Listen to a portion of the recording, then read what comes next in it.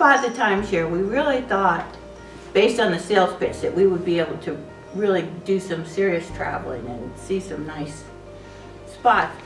Yeah, it turned into a negative very soon because my first attempt was when I was sold the property. I was supposed to be able to go to Hawaii anytime I wanted to.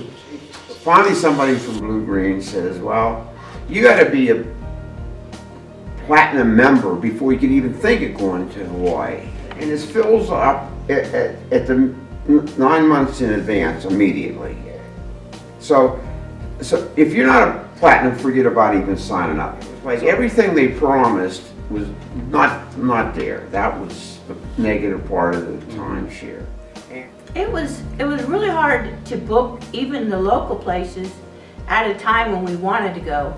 It turns out they were dictating when we could go instead of the other way around. So we found out that when we would get to a place, it was either off season or towards the end of the off season, and everything was starting to close down, and we couldn't really enjoy the reason we went there. Not realizing, you know, when you bought it, that technically those 2 weeks were when you were supposed to use it, but I never ever had enough points to go anywhere for a week at a time. So it was like $200 a month maintenance fees. It just ended up that this $200 a year thing ended up probably at $700 or $800 by the time you had to pay the extra fees and the original maintenance fee every year.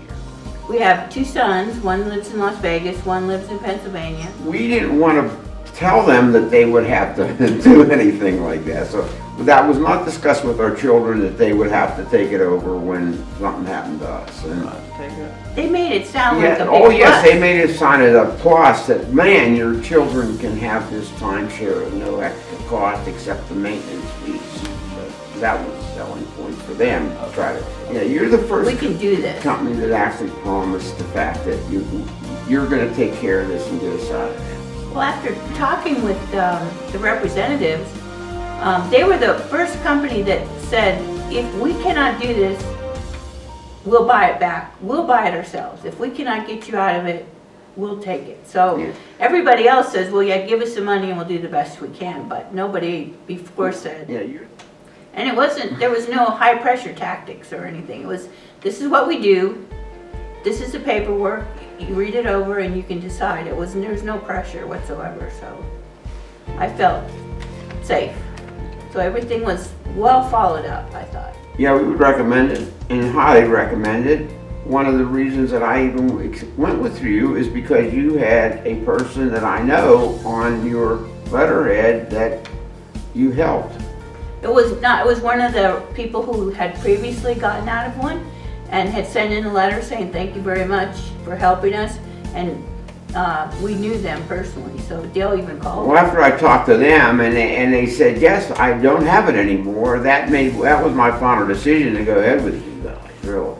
Okay. Can you think of a word or phrase that describes your experience with this company? Satisfied, really.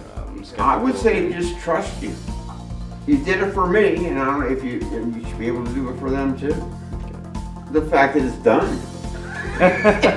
What else? I just felt everyone was very sincere, and the letters from other people who had already used your services kind of helped reinforce the fact that it seemed like the way to go.